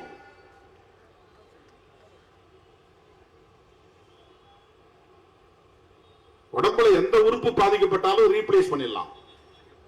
கை போச்சுன்னா கை வச்சிடலாம், ஹார்ட் போச்சுன்னா ஹார்ட் வச்சிடலாம், லிவர் போச்சுன்னா கொஞ்சம் லிவரை வேற ஒருத்தர் கட் பண்ணி வச்சு அது வளர்ந்துரும். கல்லீரலுக்கு தானா வளர்றது, பூத்து தானா வளரும். கொஞ்சம் வச்சா போதும், ஒரு சின்ன பிட்டு வச்சா கூட போதும், கல்லீரல் வளர்ந்துரும். ரீப்ளேஸ் பண்ணிடலாம். கண்ணுக்கு கண்ணு வைக்கிறாங்க. பல்வேறு உறுப்புகளை இன்றைக்கு மருத்துவத்துறை டிரான்ஸ்பிளான்டேஷன் செய்யுது. கிட்னி டிரான்ஸ்பிளான்டேஷன், லிவர் டிரான்ஸ்பிளான்டேஷன், சிறுநீரக மாற்று அறுவை சிகிச்சை, கல்லீரல் மாற்று அறுவை சிகிச்சை, மூளையை மாற்று அறுவை சிகிச்சை கிடையாது. ஒருத்தர் மூளை எடுத்து இன்னொருத்தர் வச்சா அது வந்து பொருந்துமானா பொருந்தாது, இயங்குமானா இயங்காது. பிரெயின் வந்து ஒரு யூனிக் ஆர்கன். எல்லாமே யூனிக் தான். பிரெயின் வந்து ரீப்ளேஸ்மெண்ட் பண்ண முடியாது. இந்த மது பழக்கம், போதை பழக்கம், அதற்கு அடிமையாகக்கூடிய நிலை சிஎன்எஸ் என்கிற சென்ட்ரல் நர்வஸ் சிஸ்டம், அதுதான் கடுமையா தாக்கும். பாதிக்கப்பட்டோம். முதுகுத்தண்டு பாருங்க, அதான் சென்ட்ரல் நர்வஸ் சிஸ்டம். மூளையோட முகுளம், முகுளத்தோட முதுகுத்தண்டு, உனக்கு உட்கார்ற இடம் வரலாம், கடைசியா வந்து முடியுது பாருங்க முதுகுத்தண்டு, கடைசி எலும்பு. அது வரையிலும் எல்லா நரம்புகளும் இணைக்கப்பட்ட உடலுக்கு போகிற அத்தனை நரம்புகளும் அப்படிதான் பிரியும். முதுகுத்தண்டே ஆணையிடும். அனிச்சை செயல்வாங்கல்ல, மூளைக்கு போகாம சில நேரம் முதுகுத்தண்டே அது சபார்டினேட் சர்வீஸ் பண்ணுவது. மூளைக்கே சொல்லாம இதுவே ஆணையிட்டுரும். அதுவே ஒரு மூளை தான். முதுகுத்தண்டுங்கிறதே ஒரு மூளை தான். மூளையின் தொடர்ச்சி தான் அது. அந்த சிஸ்டத்தை போய் தாக்கக்கூடிய ஒன்றுதான் இந்த மது பழக்கம் அல்லது போதை பழக்கம்.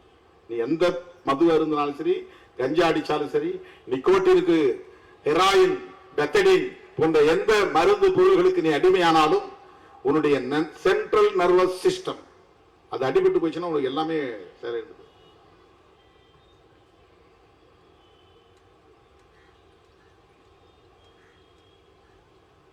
இதனால் என்ன பெரிய பாதிப்பு?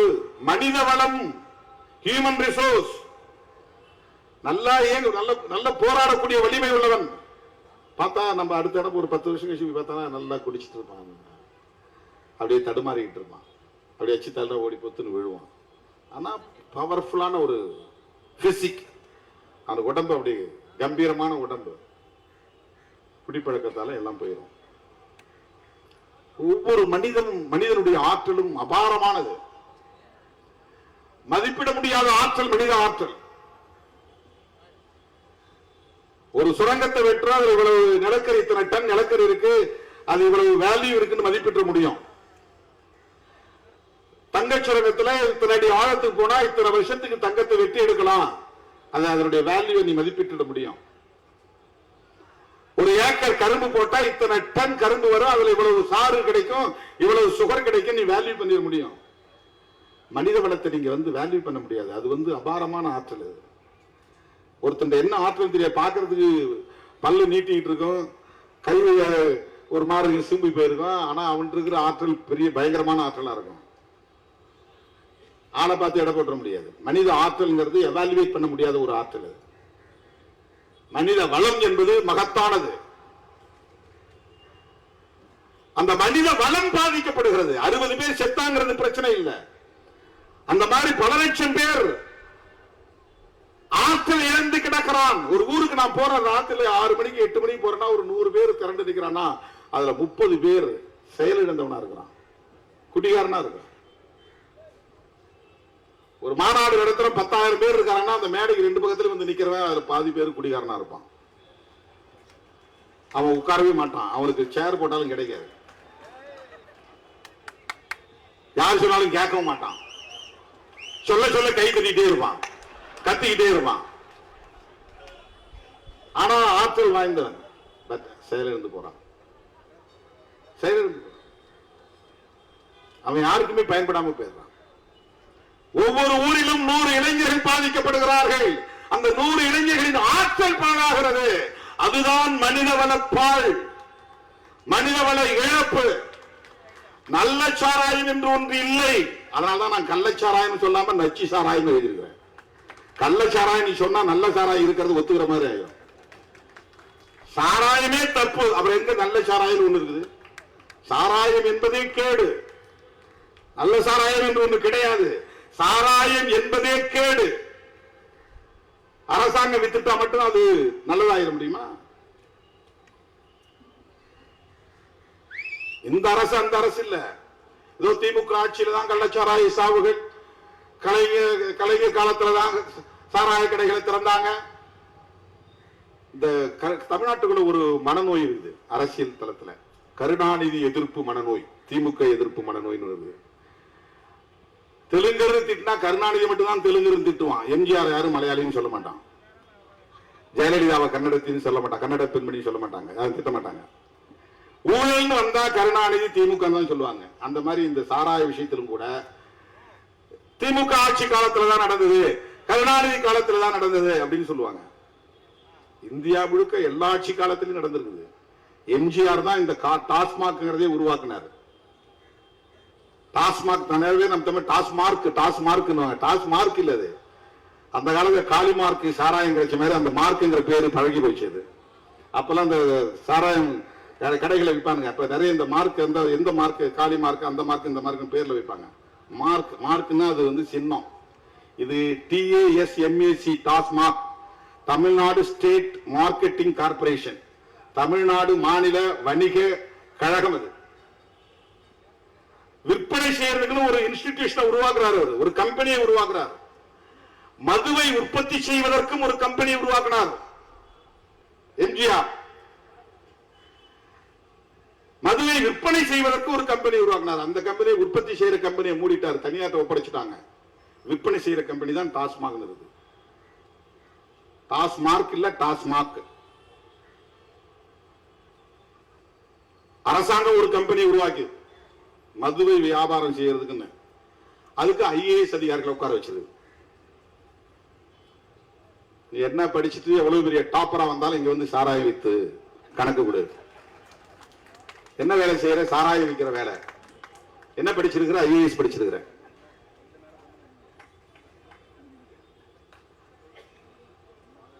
இதுக்கு மாதந்தோறும் ரிவ்யூ மீட்டிங் நடக்குது அகில இந்த அளவுல.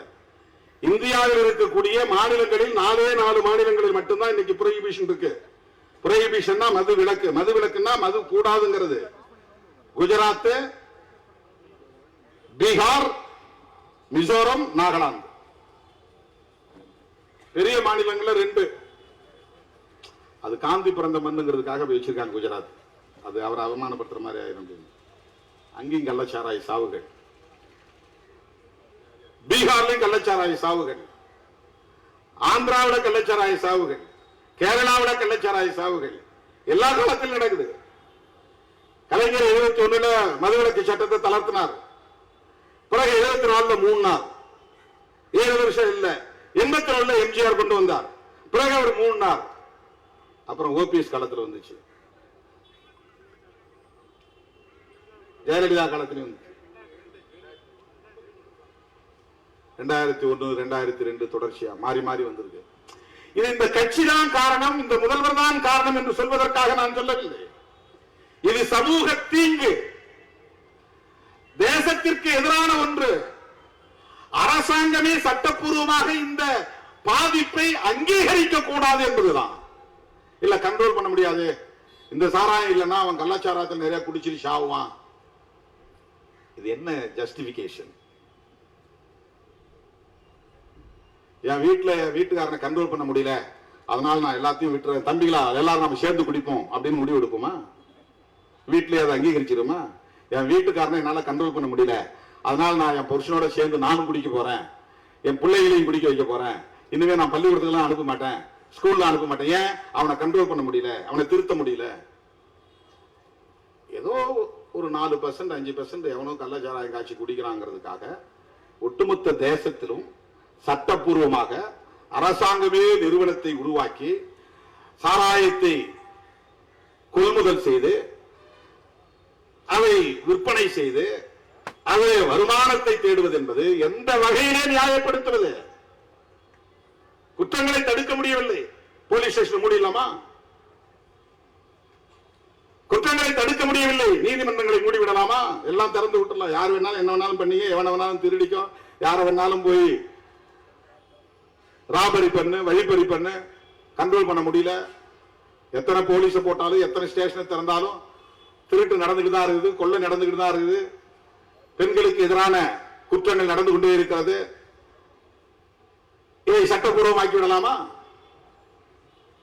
அங்கீகரித்து விட முடியுமா? குற்றங்கள் நடந்து கொண்டே இருந்தாலும் தடுப்பதற்குரிய நடவடிக்கைகளை செய்வதுதான்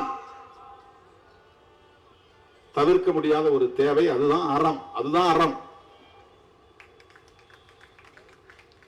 அரசாங்கமே விக்குது, அதனால ஓபனா கள்ளச்சாராயம் வைக்கிறான்.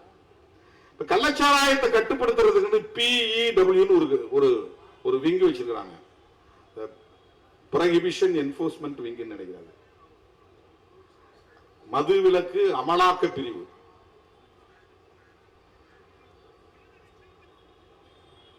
அதுல பெரும்பாலும் லேடிஸ் தான் போடுறாங்க, எதுக்குன்னு தெரியல. இன்ஸ்பெக்டர், டிஎஸ்பி, அதுக்கு மேல இருக்கிற அதிகாரிகள் அதெல்லாம் பெண்களை தான் போடுறாங்க. எனக்கு தொடக்க காலத்தில் கிடைச்ச ஒரு அனுபவம், 1990களில் நான் இந்த இயக்கத்தின் தலைமை பொறுப்பை ஏற்ற போது மதுரையிலே கருவனூர் என்ற ஒரு கிராமத்தில் அந்த ஊரையே தீ வைத்து கொளுத்தினார்கள் சாதி வெறியர்கள். ஆனால் பிரச்சனை எங்கிருந்து தொடங்கியது என்றால், நம்ம கட்சியில் ஒருத்தர் சேர்ந்தார். அவருக்கு என்ன பிரச்சனைன்னா, போலீஸ் அடிக்கடி பிடிச்சிட்டு போயிருது. ஏன் போலீஸ் பிடிச்சிட்டு போகுது? அவர் ஏற்கனவே கள்ளச்சாராயம் காய்ச்சி வித்துக்கிட்டு இருந்திருக்காரு. இப்போ அது வேண்டாம், குடும்பம் வந்துருச்சு, பிள்ளைங்க ஆளாயிட்டாங்க, அவங்களெல்லாம் பாதுகாக்கணும் அப்படின்னு சொல்லிட்டு அதுல இருந்து தப்பிக்கிறதுக்கு முயற்சி பண்றாங்க. நீ ஏன் இப்ப கள்ளச்சாராயம் காய்ச்சல, ஏன் எங்களுக்கு மாமூல் கொடுக்கல, அதான் பிரச்சனை. காய்ச்சாதவனை பிடிச்சிட்டு போய் கேஸ் போட்டு உள்ள தள்ளுறது. அவர் அதுல இருந்து தன்னை தற்காத்துக் கொள்வதற்காக அப்போ கட்சி கிடையாது, தேர்தல் பாதை கிடையாது, வெறும் இயக்கம் தான், விடுதலை சிறுத்தைகள் இயக்கம். இதுல அவர் சேர்றாரு.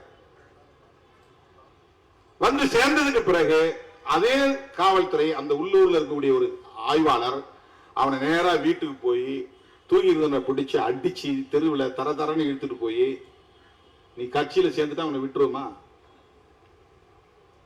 கேஸ் போடுறாங்க. போலீஸை எதிர்த்து இயக்க போராட்டம் நடந்தது. உடனே சாதி வெறியர்களோடு சேர்ந்து சாதி வெறியர்களை தூண்டிவிட்டு அன்றைக்கு அதிமுக ஆட்சி மிகப்பெரிய வன்முறையை அந்த கிராமத்தின் மீது நடத்தினார்கள். அதெல்லாம் எனக்கு ரொம்ப புதுசு. பயங்கரமான அதிர்ச்சிக்குள்ளான கருவனூர்ல அந்த ஊரையே கொளுத்தினார்கள்.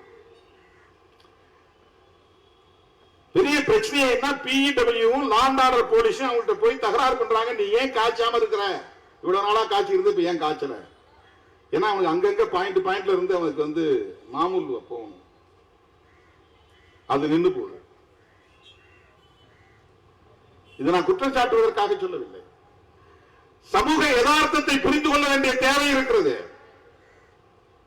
நம்முடைய குடும்பத்தில் நம்முடைய பிள்ளையையே நம்மால் கட்டுப்படுத்த முடியவில்லை என்பது உண்மைதான். மனைவி மக்களால் கணவனை கட்டுப்படுத்த முடியவில்லை என்பது உண்மைதான். கணவனோடு சேர்ந்து மனைவியும் குடிப்பழக்கத்திற்கு ஆளாகிறாள், அதையே நம்மால் திருத்த முடியவில்லை என்பது உண்மைதான். எனவே ஒட்டுமொத்தமாக இது அரசுதான் பொறுப்பு, காவல்துறை தான் பொறுப்பு, ஏன் அவர்கள் கட்டுப்படுத்தவில்லை, ஏன் அவர்கள் திருத்தவில்லை என்று நாம் பொத்தாம் பொதுவிலே அரசியல் ஆதாயம் தேடக்கூடிய வகையிலே குற்றம் சுமத்த விரும்பவில்லை. அது முடியாது என்பது தெரியும். ஆனால் முடியாது என்பதை காரணம் காட்டி கள்ளச்சாராய பேர்வழிகள் ஆதிக்கம் செய்வார்கள் என்பதை காரணம் காட்டி அதை சட்டப்பூர்வமாக அங்கீகரிப்பது குற்றம். அதை ஏற்க முடியாது. அதை விடுதலை சிறுத்தைகள் கட்சி கடுமையாக எதிர்க்கிறது. இதனால எவ்வளவு பெரிய லாபம் வந்தாலும் கூடாது என்பதுதான் பேரறிஞர் அண்ணாவின் கொள்கையாக இருந்தது. அண்ணா காலத்திலேயே மதுவிலக்கை தளர்த்த வேண்டும் என்று எல்லோரும் சொன்ன காலத்தில் அவர் முதல்வராக இருந்த காலம் மிக குறைவான காலம், 67 இருந்து 69. ராஜாஜி முதல்வராக இருந்த போது 1937 இந்த நாடு விடுதலை பெறுவதற்கு முன்பே காந்தியடிகள் இதை பெரிய இயக்கமாக எடுத்த காரணத்தினால், அவர் காங்கிரஸ் கட்சியின் தலைவராகவும் இருந்த காரணத்தினால் அன்றைக்கு மதுவிலக்கு சட்டத்தை கொண்டு வந்தார். அது பல ஆண்டுகள், 20-25 ஆண்டுகள் நடைமுறையில் இருந்தது. காமராஜர் ஆட்சியில் இருந்த வரையிலும் நடைமுறையில் இருந்தது. அதன் பிறகு இந்தியா முழுவதும் மதுவிலக்கு தளர்த்தப்பட்ட நிலையிலே தமிழ்நாட்டில் மதுவிலக்கை தளர்த்த வேண்டிய தேவை உருவானது என்று காரணம் சொல்லி 71 ஆட்சிக்கு வந்த கலைஞர் மதுவிலக்கை தளர்த்தினார், சட்டத்தை திருத்தினார். ஆனால் மக்களிடத்திலே எழுந்த எதிர்ப்பால் 74 மூடினார். திறந்தவர் மூடினார் என்பதும் வரலாறு, அதையும் சேர்த்து சொல்ல வேண்டும். பிறகு 7 ஆண்டுகள் அப்படியே கிடந்த நிலையிலே 81 எம்ஜிஆர் திறந்தார். இதெல்லாம் இவர்தான் காரணம் அவர்தான் காரணம் என்பதற்காக சொல்லவில்லை. இந்த புரோஹிபிஷன் சம்பந்தமான சட்டம் எப்படி வந்தது, எப்படி மாறியது, எப்படி இது தளர்த்தப்பட்டது என்கிற வரலாற்றை சொல்லுவதற்காக நான் சொல்லுகிறேன். தோழர்களே, இன்றைக்கு தேசிய அளவில் மனிதவள இழப்பு என்பது அரசுக்கு வருகிற வருமானத்தை விட கடுமையான பாதிப்பை தருகிற இழப்பு. இப்ப சில பேர் டி அடிக்ஷன் சென்டர் உருவாக்குங்கன்றாங்க. நீ கடையை மூடிட்டா எதுக்கு டி அடிக்ஷன் சென்டர்? கடையை மூடி திறந்தோறும் குடிக்க பழகிறோம். அதுக்கு IMFL பேரு. IMFL அப்படின்னா இந்தியன் மேடு ஃபாரின் லிக்கர், வெளிநாட்டு சரக்கை இந்தியாவிலேயே உற்பத்தி பண்றோம்னு அர்த்தம். அதுக்கு பேரு. நேரடியாக வெளிநாட்டு சரக்கு வாங்கிட்டு வரவங்க இருக்கிறாங்க சில பேர். அது அவங்க பெரிய ஆளு, அவங்க எல்லாம் அதை வாங்கிட்டு வர்றதுங்கிறது எல்லாராலையும் முடியாது. சில பேர் கிஃப்ட் அப்படிதான் கொடுப்பாங்க. நான் பிரான்ஸுக்கு போனப்போ ஒருத்தர் அதுதான் கொண்டாந்து என்கிட்ட நீட்டினான். எனக்கு அந்த பழக்கம் இல்லைங்க. இல்லைங்க, இது இது கிடையாது, மது கிடையாது, ஷாம்பைன் அப்படின்னா. ஷாம்பைன் என்னங்க, சும்மா கொஞ்சம் இருக்கும், லைட்டா பீரை விட கம்மியா இருக்கும், இது பர்த்டே பார்ட்டியில குடிக்கிறது அப்படின்னா. நோ நோ நோ, அவன் கோச்சிட்டே போயிட்டான். அவனை நான் அவமதிச்சிட்டேன். லண்டனுக்கு ஒரு முறை போனேன் நான். ஏர்போர்ட்ல இருந்து இறங்கி போன உடனே ஒரு ஃபேமிலி என் மேல ரொம்ப அன்பா இருக்கக்கூடியவங்க, அவங்க எழுத்து, அவங்க ஏதோ விக்கிபீடியாவை தேடி இருப்பாங்க போடுறது. யாரோ ஒருத்தன் ஒரு இடியட் இவருக்கு நம்ம பத்தி நிறைய அவதூறுகள் எழுதுறாங்க இல்லையா, அந்த மாதிரி ஏதோ ஒரு அவதூறு இருந்திருக்கு அதுல. அவர் நல்லா குடிக்கிறவர் அப்படின்னு. அதனால பெரிய பாட்டில் வாங்கி டேபிள் வச்சிருக்கிறாங்க. வாழ்நாளில் அதை நான் தொட்டது கூட கிடையாது, வேண்டாங்க.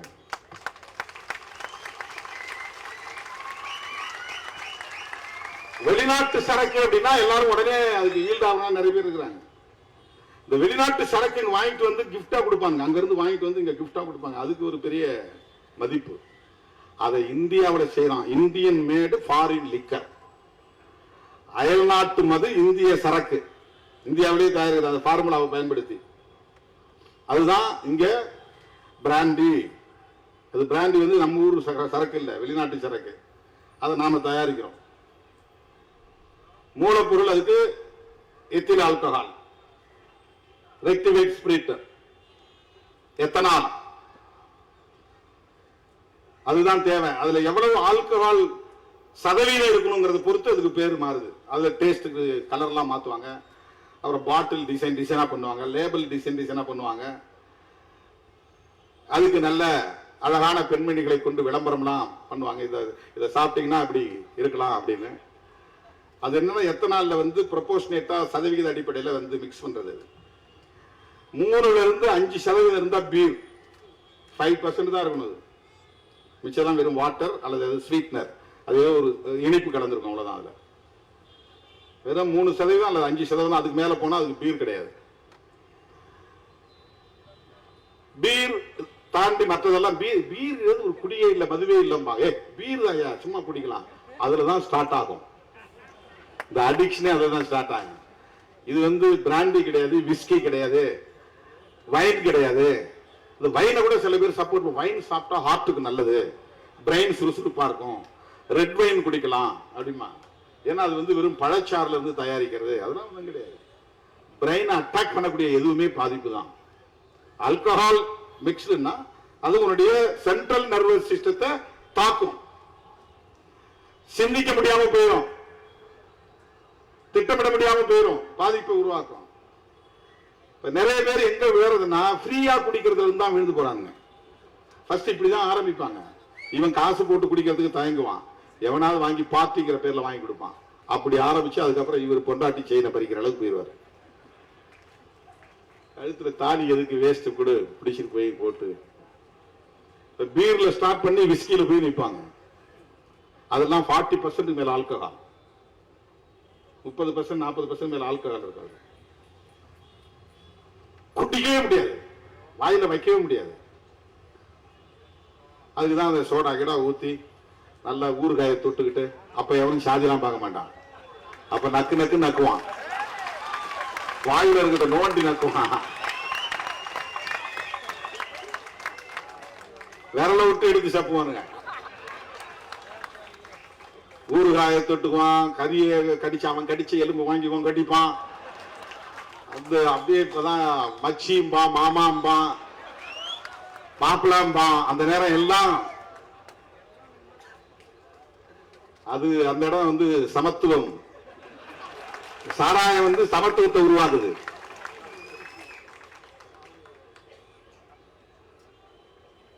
அவனுடைய பார்வையில பீர்ல தொடங்கிதான் அது நடக்குது. அது IMF ஃபாரின் சரக்கு தான், அது இந்தியாவில் தயாரிக்கிறாங்க. இதான் இன்னைக்கு டாஸ்மாக் செய்யுது. தனியார் கம்பெனிகள் இருந்து தயாரிச்சு வாங்கி கொள்முதல் பண்ணி கடைகளை விற்பனை பண்றான். இந்த பீர் மட்டும்தான் 200 ரூபாயோ 300 ரூபாயோ, மற்றதெல்லாம் கொடுத்து வாங்க முடியாது இந்த உழைக்கிற தொழிலாளர்களா. இப்ப இவன் சம்பளமே ஒரு நாளைக்கு 200 ரூபாயில இருந்து 600க்குள்ளதான் உழைக்கிறவன். மூட்டை தூக்குறவனுக்கு 400 ரூபாய் அல்லது 300 ரூபாய் அல்லது 600 ரூபாய், அதிகபட்சம் போனா 600 ரூபாய். கட்டட வேலைக்கு போறவனுக்கு 1000 ரூபாய் கிட்டத்தட்ட வரும், அவனும் குடிக்கிறான். அதுலயும் பொம்பளை ஆளுக்கு சித்தாள் வேலை பார்க்கறாங்க, அவங்களுக்கு கம்மி தான், 400 ரூபாய், கிட்டத்தட்ட 300 ரூபாய் கம்மியா இருக்குது. ஆண்களுக்கும் பெண்களும் ஒரே மாதிரி தான் வேலை செய்வாங்க, ஆனா பெண்களுக்கு 300 ரூபாய்க்கு கம்மியா தான் கொடுப்பான் சம்பளம். அவனுக்கு வீட்டுக்கும் காசு கொடுக்கணும், சாப்பாட்டு அரிசி வாங்கணும், பருப்பு வாங்கணும், வேற பொருள் வாங்கினா அவனுக்கு 60 ரூபாய்க்கு சாராயம் கிடைக்கும் போது எப்படி அது நாடி போகாம இருப்பான். அப்போ அவங்க தான் டார்கெட்டிங் பீப்புள். யாருக்கு? இந்த கள்ளச்சாராயம் காய்ச்சக்கூடிய கும்பலுக்கு. டாஸ்மாக் போய் 300 ரூபாய் கொடுத்து வாங்க முடியாது, 200 ரூபாய் கொடுத்து வாங்க முடியாது, விஸ்கி பிராண்டி வாங்க முடியாது. இந்த பீரை குடிச்சு குடிச்சு பழகி போய் அவனுக்கு அது இம்யூன் ஆயிரும். அப்புறம் போதையா ஒண்ணுமே ஏறலையா, ஒண்ணுமே இல்லையே, வியாதி குறிச்சு பார்ப்போம், ஒண்ணுமே இல்லையே. அவனுக்கு கூடுதல் போதை தரக்கூடிய இன்னொரு பொருள் தேவைப்படுகிறது, குறைந்த விலையில் கூடுதல் போதை. அதுதான் கள்ளச்சாராயம், அதுதான் நச்சு சாராயம். அதனால்தான் போறான் அவன். கூடுதல் போதைங்கிறத ரொம்ப முக்கியமான பாயிண்ட். அதுல அதை யாரும் சொல்ல மாட்டாங்க. நீ கடையில வாங்கக்கூடிய பொருள்ல விஸ்கி பிராண்டி போனா அது நல்ல போதை கிடைக்கும். ஆனா பீர் அப்படிங்கிற லெவல்ல கிடைக்கிற பொருள்ல போதை கிடைக்காது. ஆனா அங்கேயும் திருட்டுத்தனம் நடக்கிறது. அரசாங்கம் டாஸ்மாக் கடைகளில் விற்கக்கூடிய அந்த பாட்டிலையும் சீலை உடைச்சிட்டு அதுல கள்ளச்சாராயத்தை மிக்ஸ் பண்ணி ஃபேக் சீல் ஒட்டி விற்கிற வியாபாரமும் நடக்குது. அதெல்லாம் எக்ஸ்ட்ரா. இவன் மொத்தம் இன்னைக்கு 200 பாட்டில் விற்கணும் பீர் பாட்டில்னு ஒரு கணக்கு கொடுக்குறான்னா அதை அவன் 300 பாட்டிலா 400 பாட்டிலா மாத்திடுவான். 200 பாட்டில் மட்டும்தான் கணக்கு கொடுப்பான். சேல்ஸ்மேனு சூப்பர்வைசர் சேர்ந்து செய்யற வேலை. கள்ளச்சாராயம் கடைக்குள்ள போயிடும். அதை உடைச்சி பழைய பாட்டில் ரெடி பண்ணி வச்சுவாங்க. அதே மாதிரி சீல் ரெடி பண்ணி வச்சுவாங்க. இதெல்லாம் மிக்ஸ் பண்ணி 200 பாட்டில் இருக்கக்கூடிய மதுவை 400 பாட்டில் நிரப்பிடுவாங்க. தேவையானதை மிக்ஸ் பண்ணி கள்ளச்சாராயத்தை மிக்ஸ் பண்ணி இப்போ எக்ஸ்ட்ரா 200 பாட்டில் வித்தானா அந்த பணம் அவனுக்கு, அங்க இருக்கிற 4 பேருக்கு அது சேர்ந்தது. அதை தெரிஞ்சு அவனா கேட்டானா அவனுக்கு ஒரு கமிஷன் போகும். டாஸ்மாக் கடையிலேயே கள்ளச்சாராயம் விற்கப்படுகிறது. எல்லா இடத்துலயுமே அது மாதிரி இருக்கு. நீங்க ஆட்டுக்கறி தான் போய் வாங்குற இடத்துல எல்லாத்தையும் மாட்டுக்கறியும் சேர்த்து விற்கிறாங்க. அது பல பேருக்கு தெரியாது. நான் மாட்டுக்கறிலாம் சாப்பிடுற பழக்கமே இல்லை. நான் மட்டன் தான் சாப்பிடுவேன்பா. மட்டன் கறியோட பீஃப் சேர்ந்து விற்கிறாங்க. அப்படிதான் எல்லா பொருளுமே. அப்படிதான் நல்ல சாராயத்தோட கள்ளச்சாராயம் கலந்து விற்கிறாங்க. மட்டன் கடைகளுக்கெல்லாம் பீஃப் சப்ளை பண்ற ஆளே அவனுக்கு தெரியும். மட்டன் மாதிரியே வெட்டி கொண்டு போய் கொடுத்துருவாங்க. உன் கண்ணு முன்னாலே இப்படி அறுப்பான். ஆனா சேர்த்து எடை போடும்போது கலந்து கொடுத்துருவான். நீ கண்ணை நேரா முழிச்சு பார்த்துட்டே இருந்தா கூட கலப்பான். உனக்கு தெரியாது, வித்தியாசம் தெரியாது உனக்கு. அந்த மாதிரிதான் இது. தோழர்களே, நம்முடைய கோரிக்கை என்பது அதிமுக வைக்கிற கோரிக்கை அரசியல் கோரிக்கை, விடுதலை சிறுத்தைகள் வைக்கிற கோரிக்கை மக்கள் கோரிக்கை. அண்ணாமலையும் எடப்பாடி பழனிசாமியும் வைக்கிற கோரிக்கை திமுக தான் காரணம், திமுக ஆட்சிதான் காரணம் என்று அரசியல் ஆதாயம் தேடுவதற்கான விமர்சனம், கண்டனம். விடுதலை சிறுத்தைகள் வைக்கிற கோரிக்கை இந்தியா முழுவதும் தேசிய கொள்கையாக மதுவிலக்கு கொள்கையை மாற்ற வேண்டும். அதற்கு அரசமைப்பு சட்டம் இடம் கொடுக்கிறது. டைரக்டிவ் பிரின்சிபல் ஆர்டிகல் 47 அதை வலியுறுத்துகிறது. இந்திய ஒன்றிய அரசும் மாநில அரசுகளும் இணைந்து மதுவிலக்கு கொள்கையை நடைமுறைப்படுத்த வேண்டும். மனித வளத்தை சிதைக்கிற முயற்சியை கைவிட வேண்டும். மது விற்பனையால் கிடைக்கிற லாபத்தை விட மனித வளத்தை அழிப்பது மிகப்பெரிய பாதிப்பு. ஹியூமன் ரிசோர்ஸ் கடுமையாக பாதிக்கப்படுகிறது. அது அழியக்கூடிய இளைஞர்களை எத்தனை பேர் பெரிய சிந்தனையாளர் இருப்பாங்க யாருக்கு தெரியும். தோழர் வீரபாண்டியன் இங்க பேசும்போது நமக்கு ஒரு பிரைட்னஸ் கிடைக்குது, ஒரு வெளிச்சம் கிடைக்குது. அவர் குடிப்பழக்கத்துக்கு ஆளானா அப்படி பேச முடியுமா? அவர் அடிக்ட் ஆயிட்டாருன்னா அவரால் அப்படி பேச முடியுமா? புத்தகங்களை படிக்க முடியுமா? அவருடைய ஆற்றல் என்ன ஆவது? யோசித்து பாருங்கள்.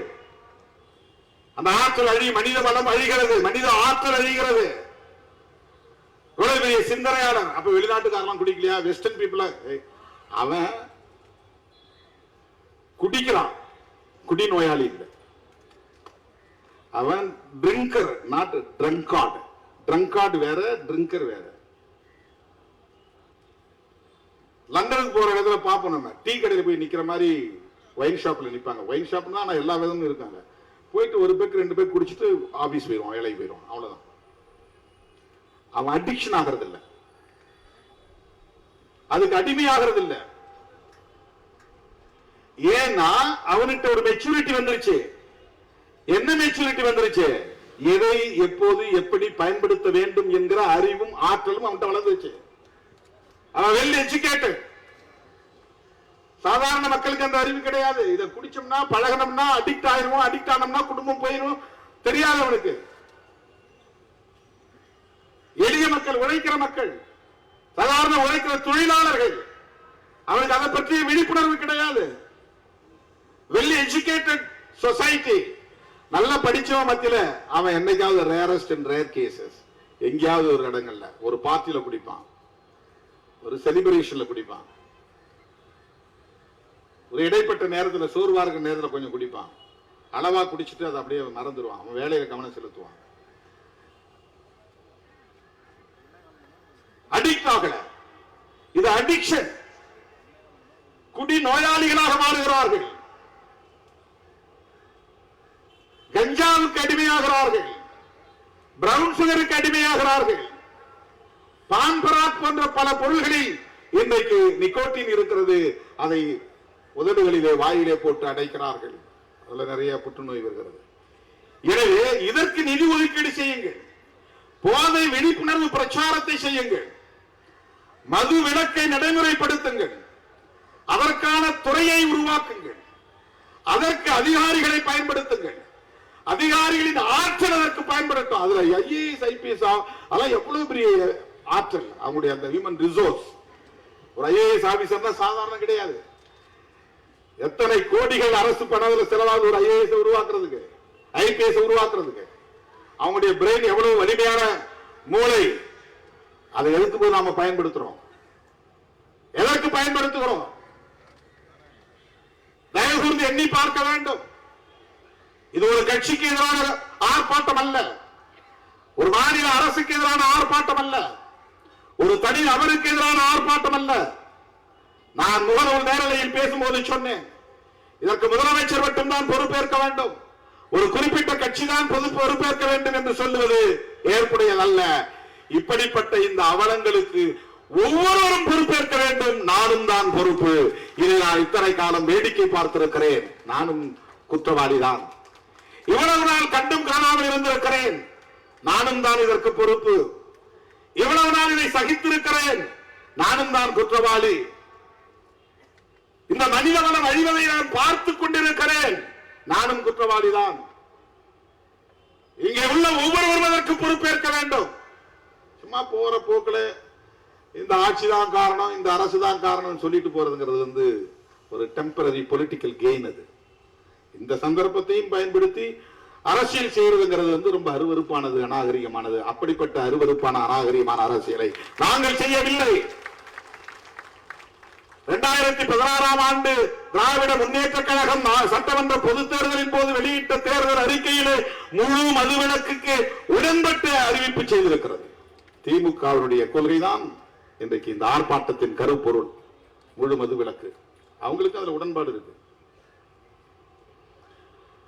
அதற்கு முன்னதாக விடுதலை சிறுத்தைகள் கட்சி நடத்திய மது ஒழிப்பு விழிப்புணர்வு பிரச்சாரம் குறித்து தோழர்கள் சொன்னார்கள். சசி பெருமாள் சாவுக்கு நான் போய்விட்டு வந்தேன்.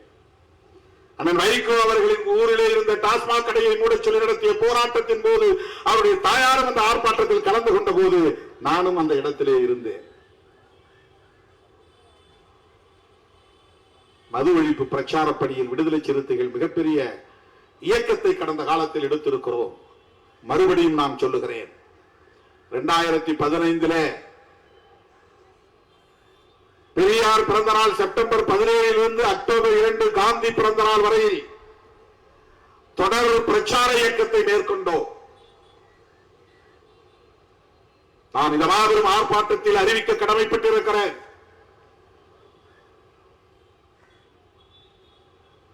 மாநில பொறுப்பாளர்களோடு பிறகு கலந்து செயல் திட்டத்தை அறிவிக்க விரும்புகிறேன். பகுத்தறிவு பகலவன் தந்தை பெரியாரின் பிறந்த நாள் செப்டம்பர் 17 மகளிர் மட்டும் பங்கேற்கிற மாபெரும் மகளிர் மாநாட்டை நடத்த இருக்கிறோம். மதுவிலக்கு அமல்படுத்த கோரி 5 லட்சம் பெண்களை திரட்டி மிகப்பெரும் மாநாட்டை நடத்த இருக்கிறோம். தேசிய அளவில் மதுவிலக்கு கொள்கையை நடைமுறைப்படுத்து என்பதுதான் கோரிக்கை. இன்றிலிருந்து அந்த போராட்டத்தை நாம் முன்னெடுக்க வேண்டும். அதற்கான களப்பணிகளை நாம் திட்டமிட வேண்டும். எப்படி 10 லட்சம் பேர் திரண்ட வெல்லும் ஜனநாயக மாநாடு நடந்ததோ அதை போன்ற ஒரு தாக்கத்தை பெண்கள் மட்டுமே பங்கேற்கிற ஒரு மாபெரும் மாநாட்டை நாம் நடத்த வேண்டும். இது பெண்களின் போர்க்குரலாக மாற வேண்டும். இது மாநில அரசுக்கு எதிராகவோ அல்லது ஆளும் கட்சிக்கு எதிராகவோ நடத்தப்படுகிற இயக்கம் அல்ல. இந்திய மனித வளத்தை பாதுகாப்பதற்கான ஒரு பொறுப்புணர்வுடன் கூடிய ஒரு நிகழ்வு இது. புரட்சியாளர் அம்பேத்கர் வலியுறுத்திய கோரிக்கை தந்தை பெரியார் முன்னெடுத்த போராட்டம். காந்தியடிகள் தம் வாழ்வில் மிக முக்கியமான கோரிக்கையாக முன்வைத்த ஒன்று. ஐயன் திருவள்ளுவரின் விருப்பம். அந்த அடிப்படையிலே மாண்புமிகு முதல்வருக்கும் தமிழ்நாடு அரசுக்கும் நாங்கள் விடுக்கிற வேண்டுகோள், உங்களுக்கு மிகப்பெரிய ஒரு வாய்ப்பு கிடைத்திருக்கிறது. மிகப்பெரிய வாய்ப்பு கிடைத்திருக்கிறது. காலமெல்லாம் உங்கள் பெயர் இந்த மண்ணில் போற்றப்படும், உச்சரிக்கப்படும். இந்த டாஸ்மாக் கடைகளை மூடுவது என்று துணிந்து நீங்கள் முடிவெடுக்க வேண்டும். இது ஒரு புரட்சிகரமான முடிவாக அமையும். இந்தியாவே உங்களை திரும்பி பார்க்கும். தமிழ்நாட்டு மக்கள் உங்களை போற்றுவார்கள். இன்றைக்கு உங்களை போற்றி 40க்கு 40 வெற்றியை தந்த தமிழ்நாட்டு மக்கள் அடுத்தடுத்து வருகிற எல்லா தேர்தல்களையும் உங்களுக்கு வெற்றி மாலையை சூட்டுவார்கள். நீங்கள் செய்ய வேண்டிய ஒரே ஒரு முடிவு, எடுக்க வேண்டிய ஒரே ஒரு முடிவு, எல்லா விமர்சனங்களையும் தூக்கி குப்பையிலே வீசக்கூடிய அளவுக்கான ஒரு முடிவு, துணிச்சலாக எடுக்க வேண்டிய முடிவு, புரட்சிகரமான ஒரு முடிவு, ஒட்டுமொத்த இந்திய தேசத்திற்கே வழிகாட்டக்கூடிய ஒரு முடிவு. டாஸ்மாக் கடைகளை மூடப்போகிறோம், அரசு மதுபான கடைகளை மூடப்போகிறோம் என்ற முடிவாக இருக்க வேண்டும். இதுவே என்னுடைய வேண்டுகோள் என்று கேட்டு செப்டம்பர் 17க்கு தயாராவோம் என்று கூறி இந்த அழைப்பை ஏற்று வருகை வந்த உங்கள் அனைவருக்கும் என்னுடைய நன்றியை கூறி முடிக்கிறேன். நன்றி, வணக்கம்.